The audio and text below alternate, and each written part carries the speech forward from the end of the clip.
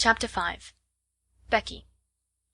Of course, the greatest power Sara possessed, and the one which gained her even more followers than her luxuries and the fact that she was the show pupil, the power that Lavinia and certain other girls were most envious of, and at the same time most fascinated by in spite of themselves, was her power of telling stories, and of making everything she talked about seem like a story, whether it was one or not. Anyone who has been at school with a teller of stories knows what the wonder means, how he or she is followed about and besought in a whisper to relate romances, how groups gather round and hang on the outskirts of the favoured party in the hope of being allowed to join in and listen. Sara not only could tell stories, but she adored telling them. When she sat or stood in the midst of a circle and began to invent wonderful things, her green eyes grew big and shining, her cheeks flushed, and without knowing that she was doing it, she began to act, and made what she told lovely or alarming by the raising or dropping of her voice, the bend and sway of her slim body, and the dramatic movement of her hands. She forgot that she was talking to listening children. She saw and lived with the fairy folk, or the kings and queens and beautiful ladies whose adventures she was narrating. Sometimes, when she had finished her story, she was quite out of breath with excitement, and would lay her hand on her thin, little, quick-rising chest and half laugh as if at herself. "When I am telling it," she would say, "it doesn't seem as if it was only made up. It seems more real than you are, more real than the schoolroom. I feel as if I were all the people in the story, one after the other. It is queer." She had been at Miss Minchin's school about 2 years when, one foggy winter's afternoon, as she was getting out of her carriage, comfortably wrapped up in her warmest velvets and furs, and looking very much grander than she knew, she caught sight, as she crossed the pavement, of a dingy little figure standing on the area steps, and stretching its neck so that its wide open eyes might peer at her through the railings. Something in the eagerness and timidity of the smudgy face made her look at it, and when she looked she smiled, because it was her way to smile at people. But the owner of the smudgy face and the wide open eyes evidently was afraid that she ought not to have been caught looking at pupils of importance. She dodged out of sight like a jack-in-the-box and scurried back into the kitchen, disappearing so suddenly that if she had not been a poor little forlorn thing, Sara would have laughed in spite of herself. That very evening, as Sara was sitting in the midst of a group of listeners in a corner of the schoolroom telling one of her stories, the very same figure timidly entered the room, carrying a coal-box much too heavy for her, and knelt down on the hearth-rug to replenish the fire and sweep up the ashes. She was cleaner than she had been when she peeped through the area railings, but she looked just as frightened. She was evidently afraid to look at the children, or seemed to be listening. She put on pieces of coal cautiously with her fingers, so that she might make no disturbing noise, and she swept about the fire-irons very softly. But Sara saw in 2 minutes that she was deeply interested in what was going on, and that she was doing her work slowly, in the hope of catching a word here and there, and realizing this, she raised her voice and spoke more clearly. "The mermaids swam softly about in the crystal green water, and dragged after them a fishing net woven of deep sea pearls," she said. "The princess sat on a white rock and watched them." It was a wonderful story about a princess who was loved by a prince merman, and went to live with him in shining caves under the sea. The small drudge before the grate swept the hearth once more, and then swept it again. Having done it twice, she did it 3 times, and as she was doing it the 3rd time, the sound of the story so lured her to listen that she fell under the spell and actually forgot that she had no right to listen at all, and also forgot everything else. She sat upon her heels as she knelt on the hearth-rug, and the brush hung idly in her fingers. The voice of the story-teller went on, and drew her with it into winding grottos under the sea, glowing with soft, clear blue light, and paved with pure golden sands. Strange sea-flowers and grasses waved about her, and far away faint singing and music echoed. The hearth-brush fell from the work-roughened hand, and Lavinia Herbert looked round. "That girl has been listening," she said. The culprit snatched up her brush and scrambled to her feet. She caught at the coal-box and simply scuttled out of the room like a frightened rabbit. Sara felt rather hot-tempered. "I knew she was listening," she said. "Why shouldn't she?"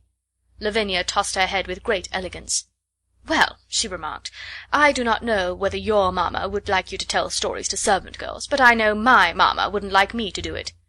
"My mamma," said Sara, looking odd. "I don't believe she would mind in the least. She knows that stories belong to everybody." "I thought," retorted Lavinia in severe recollection, "that your mamma was dead. How can she know things?" "Do you think she doesn't know things?" said Sara, in her stern little voice. Sometimes she had a rather stern little voice. "Sarah's mamma knows everything," piped in Lottie. "So does my mamma, 'cept Sarah's my mamma at Miss Minchin's. My other one knows everything.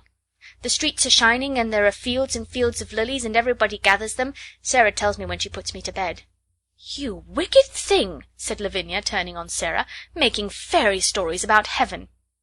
"There are much more splendid stories in Revelation," returned Sarah. "Just look and see. How do you know mine are fairy stories? But I can tell you," with a fine bit of unheavenly temper, "you will never find out whether they are or not, if you're not kinder to people than you are now. Come along, Lottie." And she marched out of the room, rather hoping that she might see the little servant again somewhere. But she found no trace of her when she got into the hall. "Who is that little girl who makes the fires?" she asked Mariette that night. Mariette broke forth into a flow of description. Ah, Mademoiselle Sara might well ask.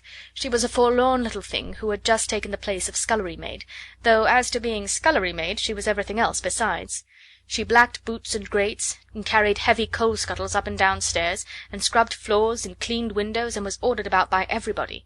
She was 14 years old, but was so stunted in growth that she looked about 12. In truth, Mariette was sorry for her. She was so timid that if one chanced to speak to her, it appeared as if her poor frightened eyes would jump out of her head. "What is her name?" asked Sarah, who had sat by the table with her chin on her hands, as she listened absorbedly to the recital. Her name was Becky.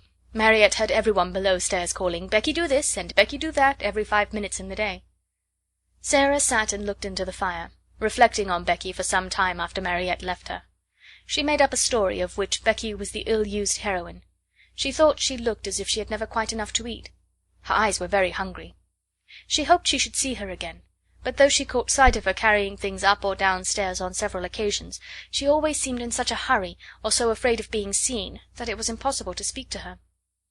But a few weeks later, on another foggy afternoon, when she entered her sitting-room, she found herself confronting a rather pathetic picture. In her own special and pet easy-chair before the bright fire, Becky, with a coal smudge on her nose and several on her apron, with her poor little cap hanging half off her head, and an empty coal-box on the floor near her, sat fast asleep, tired out beyond even the endurance of her hard-working young body. She had been sent up to put the bedrooms in order for the evening. There were a great many of them, and she had been running about all day. Sarah's rooms she had saved until the last. They were not like the other rooms, which were plain and bare.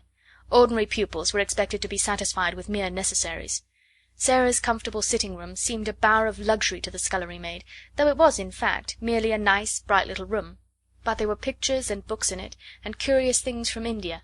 There was a sofa, and the low, soft chair.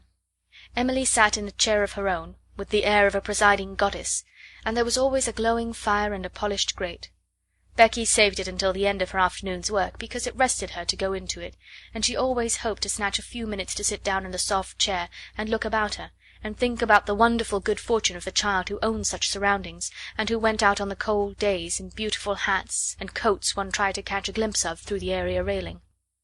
On this afternoon, when she had sat down, the sensation of relief to her short, aching legs had been so wonderful and delightful that it had seemed to soothe her whole body, and the glow of warmth and comfort from the fire had crept over her like a spell, until, as she looked at the red coals, a tired, slow smile stole over her smudged face, her head nodded forward without her being aware of it, her eyes drooped, and she fell fast asleep. She had really been only about 10 minutes in the room when Sara entered, but she was in as deep a sleep as if she had been, like the Sleeping Beauty, slumbering for 100 years. But she did not look, poor Becky, like a Sleeping Beauty at all. She looked only like an ugly, stunted, worn-out little scullery drudge. Sara seemed as much unlike her as if she were a creature from another world. On this particular afternoon she had been taking her dancing lesson, and the afternoon on which the dancing master appeared was rather a grand occasion at the seminary, though it occurred every week. The pupils were attired in their prettiest frocks, and as Sara danced particularly well, she was very much brought forward, and Mariette was requested to make her as diaphanous and fine as possible. To-day a frock the colour of a rose had been put on her, and Mariette had brought some real buds and made her a wreath to wear on her black locks.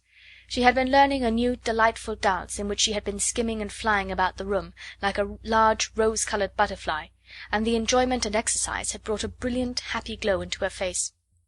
When she entered the room she floated in with a few of the butterfly steps, and there sat Becky, nodding her cap sideways off her head.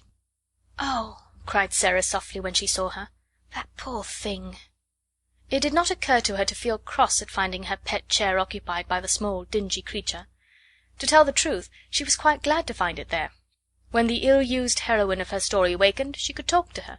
She crept toward her quietly and stood looking at her. Becky gave a little snore. "I wish she'd waken herself," Sara said. "I don't like to waken her, but Miss Minchin would be cross if she found out.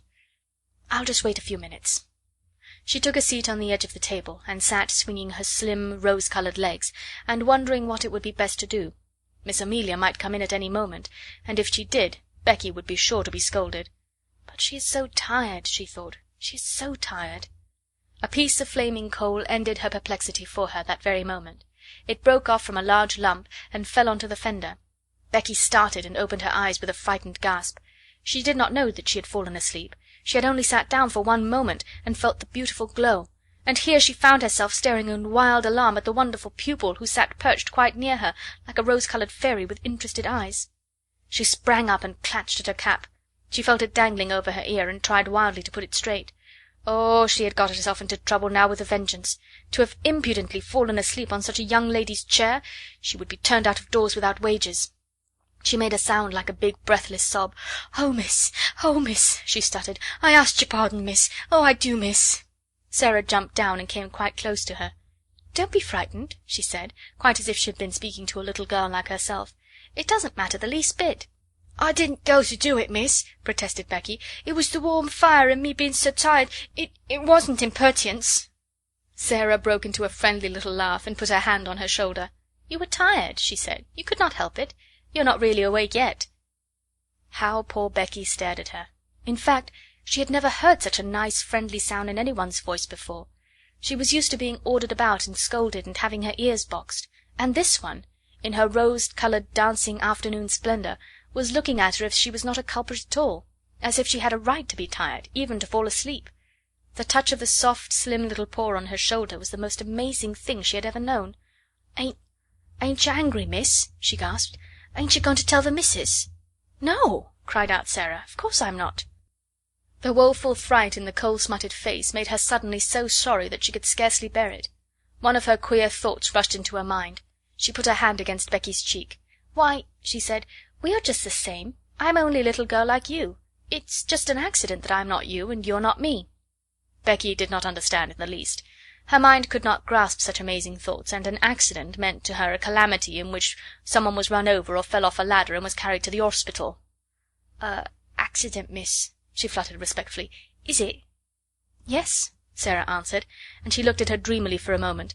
But the next she spoke in a different tone. She realized that Becky did not know what she meant. "Have you done your work?" she asked. "Dare you stay here a few minutes?" Becky lost her breath again. "Here, miss? Me?" Sara ran to the door and opened it, and looked out and listened. "No one is anywhere about," she explained. "If your bedrooms are finished, perhaps you might stay a tiny while. I thought, perhaps, you might like a piece of cake." The next 10 minutes seemed to Becky like a sort of delirium. Sara opened a cupboard and gave her a thick slice of cake. She seemed to rejoice when it was devoured in hungry bites. She talked and asked questions and laughed until Becky's fears actually began to calm themselves, and she once or twice gathered boldness enough to ask a question or so herself, daring as she felt it to be. "Is that," she ventured, looking longingly at the rose-coloured frock, and she asked it almost in a whisper, "is that there your best?" "It is one of my dancing frocks," answered Sara. "I like it, don't you?" For a few seconds Becky was almost speechless with admiration.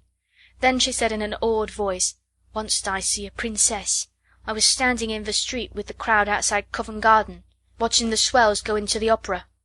And there was one everyone stared at most, and they says to each other, 'That's the princess.' She was a growed-up young lady, but she was pink all over, and gowned and cloaked and flowers and all. I called her to mind the minute I see you, sitting there on the table, miss. You look like her." "I've often thought," said Sara in her reflecting voice, "that I should like to be a princess. I wonder what it feels like. I believe I will begin pretending I am one." Becky stared at her admiringly, and, as before, did not understand her in the least. She watched her with a sort of adoration. Very soon Sara left her reflections and turned to her with a new question. "Becky," she said, "weren't you listening to that story?" "Yes, miss," confessed Becky, a little alarmed again. "I knowed I hadn't ought to, but it was that beautiful I couldn't help it." "I liked you to listen to it," said Sara. "If you tell stories, you like nothing so much as to tell them to people who want to listen. I don't know why it is. Would you like to hear the rest?" Becky lost her breath again. "Me hear it?" she cried. "Like as if I was a pupil, miss? All about the Prince, and the little white mer babies swimming about and laughing, with the stars in their hair?" Sara nodded. "You haven't time to hear it now, I'm afraid," she said, "but if you will tell me just what time you come to do my rooms, I will try to be here and tell you a bit of it every day until it is finished. It's a lovely long one, and I'm always putting new bits to it." "Then," breathed Becky devoutly, "I wouldn't mind how heavy the coal boxes was, or what the cook done to me, if I might have that to think of." "You may," said Sara. "I'll tell it all to you." When Becky went downstairs she was not the same Becky who had staggered up, loaded down by the weight of the coal scuttle. She had an extra piece of cake in her pocket, and she had been fed and warmed, not only by cake and fire. Something else had warmed and fed her, and the something else was Sara. When she was gone, Sara sat on her favourite perch on the end of her table. Her feet were on a chair, her elbows on her knees, and her chin was in her hands. "If I was a princess, a real princess," she murmured, "I could scatter largesse to the populace. But even if I am only a pretend princess, I can invent little things to do for people. Things like this. She was just as happy as if it was largesse. I'll pretend that to do things people like is scattering largesse.